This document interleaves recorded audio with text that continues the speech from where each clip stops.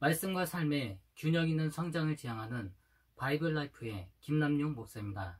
모든 사람들은 크고 위대한 인생을 살아가기를 원합니다. 그래서 돈이나 명예, 권력 등에 있어서 다른 사람들보다 더 나은 인생을 살아가기 위해서 노력하고 있습니다. 이러한 삶의 방식은 예수님을 따르는 제자들 역시 마찬가지였습니다. 그래서 예수님께서는 자신을 따르는 제자들에게 크고 위대한 인생을 살아가기보다는 가치 있는 인생을 살아갈 것을 가르쳐 주셨습니다. 그러면 예수님께서 제자들에게 가르쳐 주신 가치 있는 삶을 살아가는 방법이 무엇인지 마태복음 20장 20절에서 28절까지를 함께 살펴보겠습니다.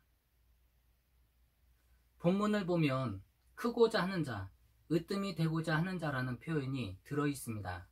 이것은 예수님께서 제자들이 세상 속에서 크고 으뜸이 되는 자가 되기를 간절히 원하고 있다는 것을 알 수 있습니다. 그러므로 주님은 우리를 하나님 나라의 확장을 위한 일꾼으로 부르셨습니다. 그러므로 그리스도인이 된다는 것은 이 세상 속에서 하나님의 뜻을 이루어가는 리더가 된다는 것입니다. 그러므로 그리스도인이 이 세상 속에서 하나님의 뜻을 이루기 위해서는 어떠한 지도자상을 갖는가가 가장 중요합니다. 20절 말씀에는 그때라는 단어로 시작하고 있습니다. 이것은 예수님께서 고난과 죽음 그리고 부활에 대해서 제자들에게 3번에 걸쳐 말씀하셨을 때였습니다. 예수님은 자신의 고난과 죽음에 대해서 진지하게 제자들에게 말씀하셨지만 제자들은 예수님의 말씀을 대수롭게 여기지 않고 누가 더 크냐라며 서로 싸우며 출세에 관심을 가지고 있었습니다. 특히 17절에서 19절에는 예수님께서 얼마나 비참한 고난을 당할 것인지를 설명해 주고 있습니다. 마가복음에는 야고보와 요한 둘만 찾아와서 예수님께 구한 것으로 되어 있는데 마태복음에는 그의 어머니까지 찾아와서 예수님께 청탁을 하고 있습니다. 그래서 이것을 종합해보면 야고보와 요한 그리고 그의 어머니는 여러 번 예수님께 찾아와서 청탁을 했다는 것을 알 수 있습니다. 그런데 예수님은 이러한 엉뚱하고 이기적인 요청을 하고 있는 야고보와 요한을 꾸짖지 않습니다. 22절에 보면 예수께서 대답하여 이르시되 너희는 너희가 구하는 것을 알지 못하는도다. 내가 마시려는 잔을 너희가 마실 수 있느냐? 그들이 말하되 할 수 있나이다. 야고보와 요한은 예수님께서 말씀하신 잔을 예수님께서 영광에 들어가시는 것이라고 생각했습니다. 그러나 예수님께서 말씀하신 잔의 진정한 의미는 죽기까지 하나님 아버지의 뜻에 순종하는 것을 말씀한 것이었습니다. 오늘 말씀 속에 나와 있는 야고보와 요한의 이런 세속적이고 이기적인 모습을 보면서 많은 사람들은 이들을 비난할 것입니다. 야고보와 요한의 이기적이고 세속적인 모습이 과연 그들만의 모습일까요? 오늘 우리의 삶 속에서도 이와 동일한 모습이 언제든지 나타날 수 있습니다. 야고보와 요한은 주님의 뜻을 제대로 이해하지 못하고 오로지 자기의 유익만을 구하는 삶을 살아갔습니다. 그러나 중요한 것은 예수님은 이들의 모습 그대로를 받아주셨다는 것입니다.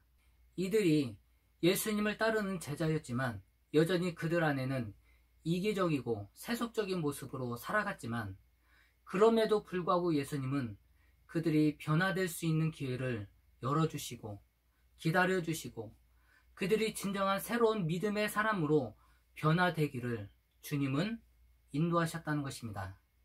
그래서 예수님은 자신이 걸어갔던 길, 즉 세상 죄를 짊어지고 고난과 죽음 그리고 부활의 길을 그들 역시 예수님과 함께 걸어갈 수 있도록 주님께서는 이끌어 주셨다는 것입니다.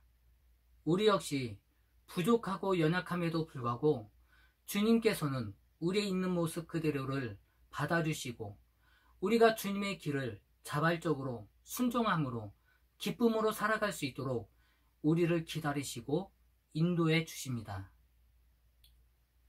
야고보와 요한의 이러한 이기적인 행동에 대해 다른 10명의 제자들은 붕괴하였습니다. 왜냐하면 이들도 똑같이 그 영광의 자리에 앉기를 원했기 때문입니다.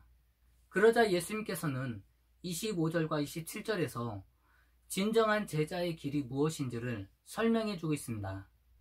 예수께서 제자들을 불러다가 이르시되 이방인의 집권자들이 그들을 임의로 주관하고 그 고관들이 그들에게 권세를 부리는 줄을 너희가 알거니와 너희 중에는 그렇지 않아야 하나니 너희 중에 누구든지 크고자 하는 자는 너희를 섬기는 자가 되고 너희 중에 누구든지 으뜸이 되고자 하는 자는 너희의 종이 되어야 하리라고 말씀하셨습니다.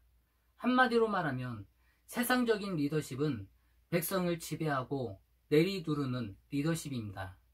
그래서 이러한 세상적인 리더십은 진정한 리더십이 아니라고 말씀하십니다. 그래서 예수님은 이러한 배경 속에서 세상을 변화시키는 리더십은 세상적인 리더십과는 달라야 한다고 말씀하십니다. 그리고 그것을 설명하기 위해서 예수님께서는 자신이 이 땅에 오신 목적을 말씀하고 있습니다. 인자가 온 것은 섬김을 받으려 함이 아니라 도리어 섬기려 하고 자기 목숨을 많은 사람의 대속물로 주려 함이니라. 그래서 예수님의 삶은 섬김의 연속이었습니다. 예수님은 섬김을 받으시기보다는 오히려 낮고 천한 죄인을 섬겨주셨고 또 그들을 살리기 위해서 자신의 목숨을 희생하여 십자가에 달려 돌아가셨습니다. 죄로 인하여 죽을 수밖에 없는 인간을 살리시기 위해서 자신의 생명을 내어주시며 인간을 섬겨주신 것입니다.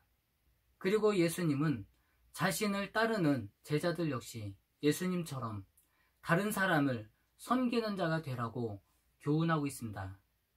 다른 사람을 위하여 자신을 내어주고 그들을 위하여 희생하며 섬기는 삶이 가치 있고 위대한 삶이기 때문입니다. 여러분, 오늘 우리가 추구하는 삶은 어떤 인생입니까? 예수님은 우리가 세상에서 성공하고 높은 자리에 앉기를 원하십니다. 그러나 중요한 것은 거기에서 끝나기를 원치 않으신다는 것입니다. 거기에서 더 한 차원 높은 인생을 살아가기를 원하십니다.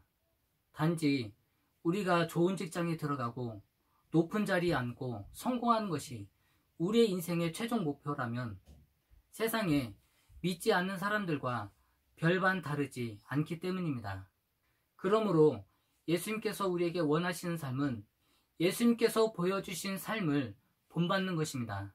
섬김의 도구가 되어 오직 하나님의 영광만을 나타내며 사는 것입니다. 그래서 요한 사도는 이와 같이 말씀하고 있습니다. 사랑하는 자들아, 하나님이 이같이 우리를 사랑하셨은즉 우리도 서로 사랑하는 것이 마땅하도다. 그러므로 우리가 하늘의 영광을 바라보고 하늘의 상급을 소망한다면 예수님처럼 먼저 섬기는 자가 되어야 합니다. 섬기는 자에게 반드시 하나님의 영광이 주어진다는 사실을 믿으시고 주님께서 보여주신 섬김의 삶을 살아감으로 진정한 하늘의 영광과 보물을 얻으시는 여러분이 되시기를 바랍니다. 물이 바다를 덮음같이 여호와를 인정하는 것이 세상에 가득해지는 그날까지 바이블 라이프는 계속됩니다. 감사합니다.